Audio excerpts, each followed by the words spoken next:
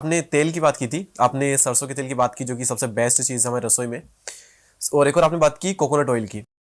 तो बाकी जो ऑयल है, मूंगफली का तेल, सूरजमुखी का तेल, क्या ये बुरे हैं? बहुत बढ़िया, बहुत बढ़िया है। बहुत बढ़िया। अच्छा, मूंगफली का तेल तो सारे मिनरल लेके बैठा है, क्या बात है। सारे विटामिन लेके बैठे हैं। बस वो कच्ची कहानी होना अरे चाहिए। उसको तो कहा गया कि ये गरीब का बादाम है। अच्छा वो गरीब का बादाम नहीं, वो सेहत का गोदाम है। अच्छा। मतलब जो मूंगफली का हाँ तेल है हाँ उसको खाओ, हाँ। जैसे मर्जी करके खाओ। कई लोग कहते हैं कि तेल बदल बदल के खाना चाहिए, क्या ये सही है?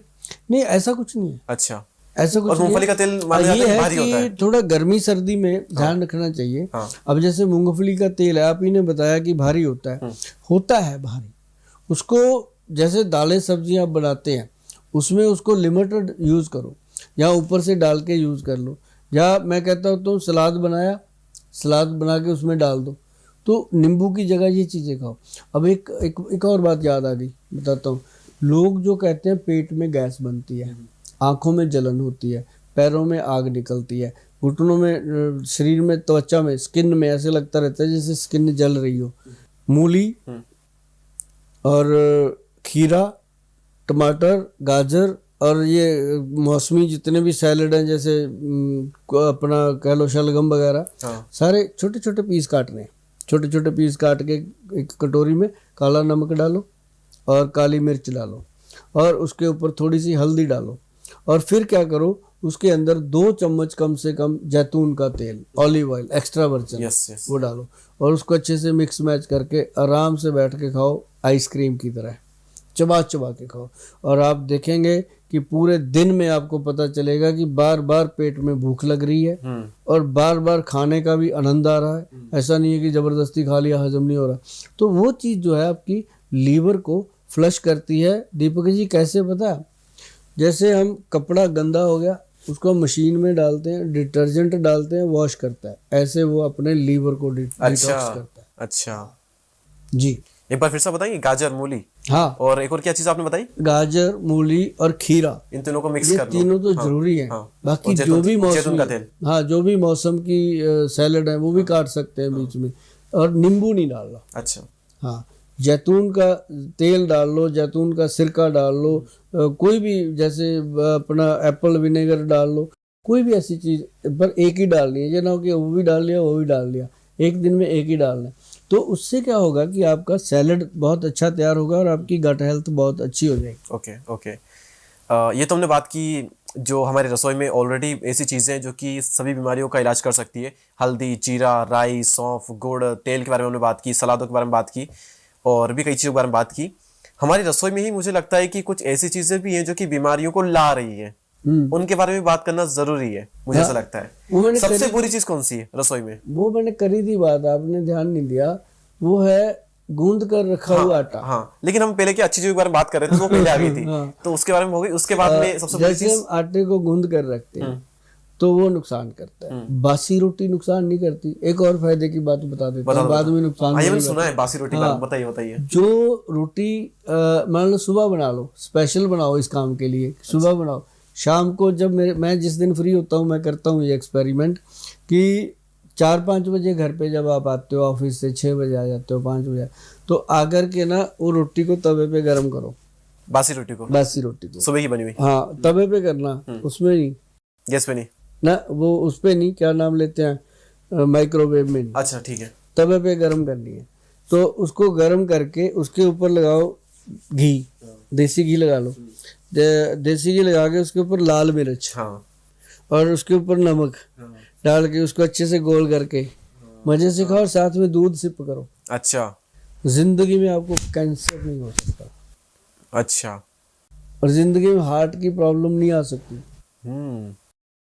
क्या चीज बनती है? हाँ, रेड चिली ज्यादा लगानी है। अच्छा। हाँ, सीटी बज जाए खाते खाते, ऐसे सीटी बज जाए, 5 मिनट को भी ना आ जाए, आप देखना कि कमाल की जिंदगी आएगी आपकी निकल के बाहर। तो ये जो चीजें मैं बता रहा हूँ ना जी, ये एक्सपेरिमेंट हैं, खुद के ऊपर भी हैं, दूसरे बहन बंधुओं के ऊपर भी हैं। और मेरे कम से कम 4-5 लाख तो जो है ना, जो जो मेरे साथ जुड़े हुए लोग होते हैं, डेली जो सामान मंगाते हैं, देते हैं, उनको मैं ये चीज़ें ऐसे ही बताता रहता हूँ, करो, और लोग करते हैं दीपक जी। और मुझे उम्मीद है कि आप भी करोगे घर जाकर। बिल्कुल। ठंडी रोटी पे तेल लगाकर, घी लगाकर, उसमें मिर्च लगाकर, ये तो मैं ऑलरेडी करता हूँ, बस दूध वाला नहीं करता था मैं।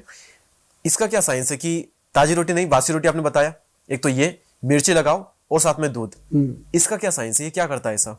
ये एक्चुअली जो हम ताजी फ्रेश रोटी खाते हैं उसका और इसका जमीन आसमान का फर्क आ जाता है। ताजी रोटी और बासी रोटी में? हाँ, जो बासी रोटी है, एक तो उसको जब आप खाओगे आप उसको ताजी रोटी से ज्यादा चबाओगे, समझे ना बात? यस यस, बिल्कुल बिल्कुल बिल्कुल। वो आपके सलाइवा को पैदा करती हाँ है। हाँ। लेकिन एक और बड़ी बात है कि उसके अंदर जो तत्व मौजूद होते हैं, जो बासी रोटी होती है वो पड़ी है, उसने स्टीम्ड हो गई, वो हाँ हाँ। स्टीम्ड होके ठंडी होती है। वो जो स्टीम होके ठंडी हुई है उसके अंदर जिंदा फूड वाली शक्ति आ जाती है।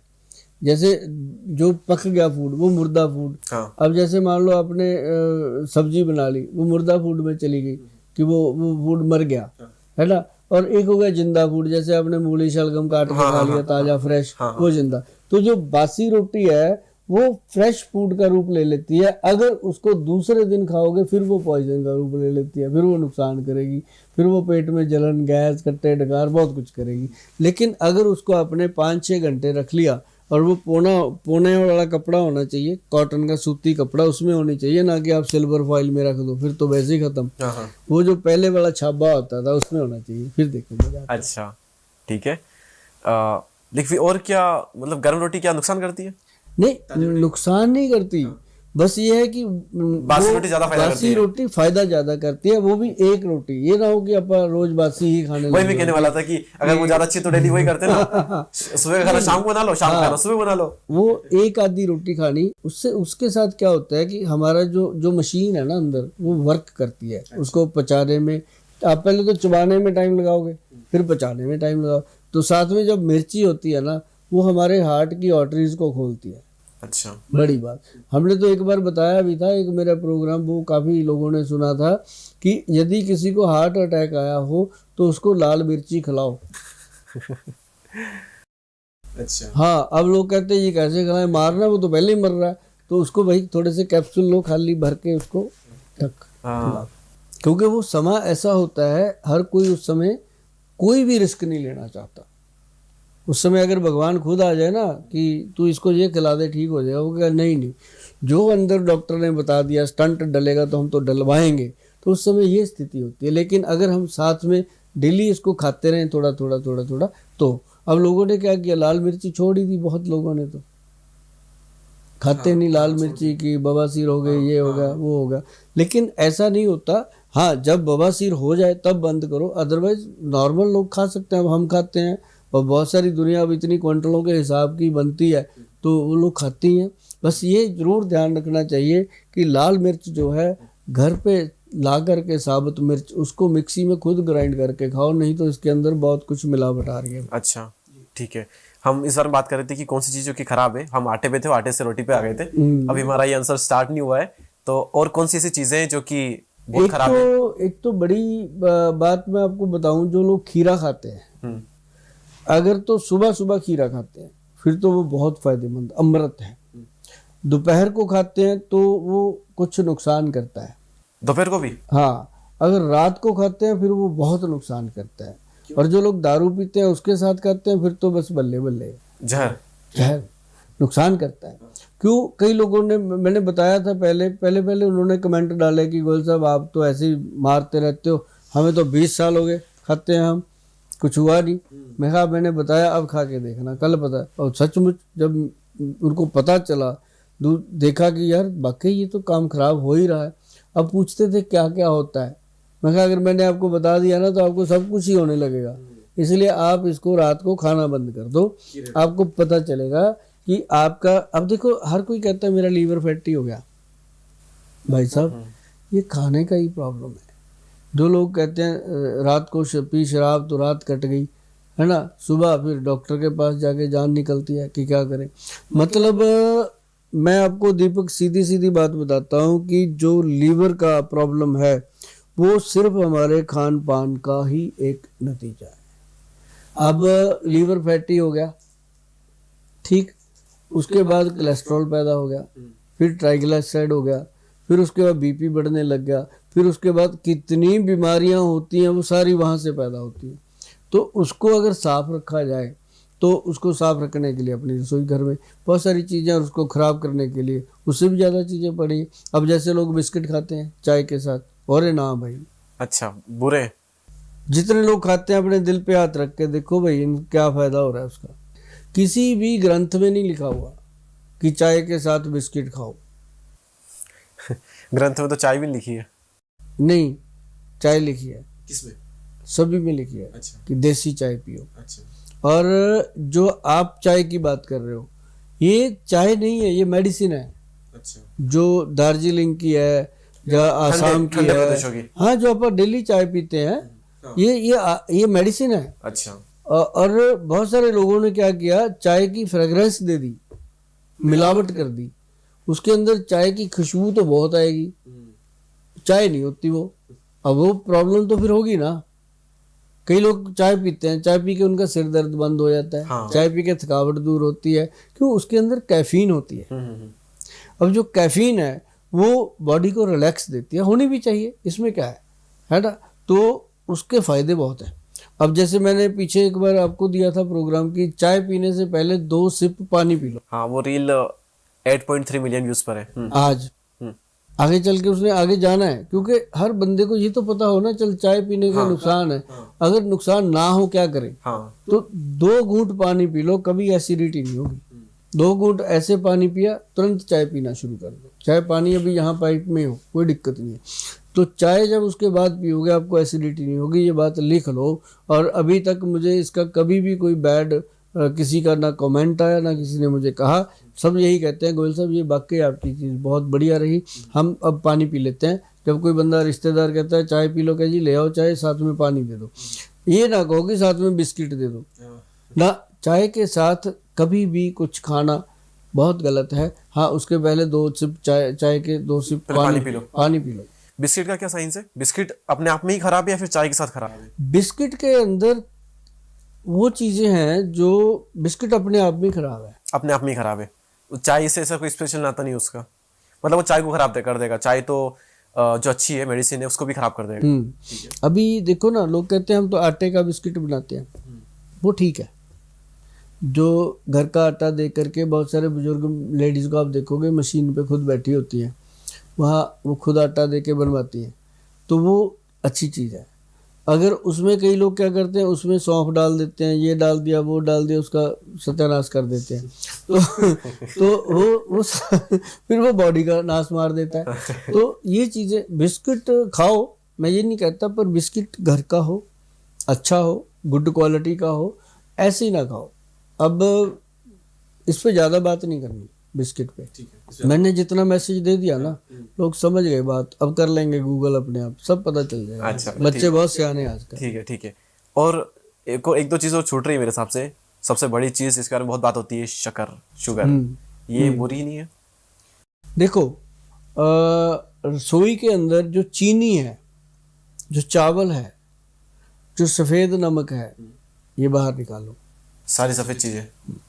चीनी जो है ये आपके बॉडी में कंज्यूम होने के लिए बहुत समय लेती है, समय लेती ज़्यादा, डाइजेशन को स्लो करती है। मतलब 1 चम्मच चीनी 3 पैग दारू के बराबर काम करती है। 1 चम्मच चीनी 3 पैक दारू के बराबर लीवर को काम करना पड़ता है। ये तो दारू से भी ज़्यादा हानिकारक हो गई है। कौन नहीं जानता ये बात, सभी जानते हैं। और चीनी को छोड़ के मिश्री जो धागे वाली होती है, उसका पाउडर बना लो भैया।